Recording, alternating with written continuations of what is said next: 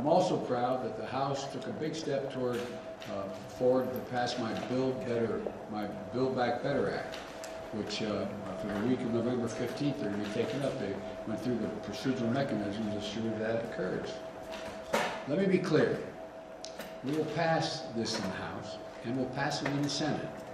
The Build Back Better Act will be a once-in-a-generation investment in our people, getting America back to work by reducing the cost of child care and elder care, getting millions of women back in the job who have to stay home because they cannot afford the child care or the health care for their parents, providing universal pre-K for every 3- and 4-year-old child in America, and increasing their academic achievement potential significantly,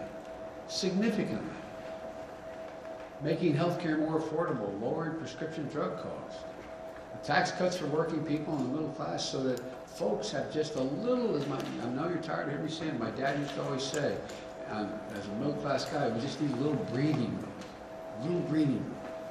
It's going to reduce child poverty in this country, by the way, by 50%. We're already on track to do that with the child tax credit we passed in our last piece of legislation. And this bill is fiscally responsible. That's a fancy way of saying it's fully paid for. It doesn't raise the deficit by a single penny, and it actually reduces the deficit, according to leading economists in this country, over the long term. And it's paid for by making sure that the wealthiest Americans, the biggest corporations, begin to pay their fair share.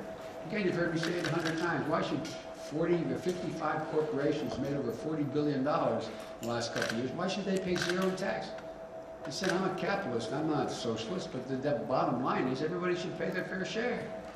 Zero in taxes? Come on. And so, and keep my campaign commitment, it does not raise a single penny in tax for anyone making less than $400,000 a year. Say it again. Folks, no matter what they tell you, you're going to find out.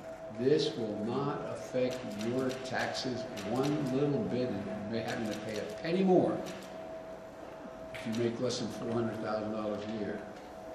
Independent experts have concluded that these bills are the highest value investments that we can make to grow the economy. It's going to create millions of jobs, increase productivity and wages, and reduce costs, and generate significant and historic economic growth.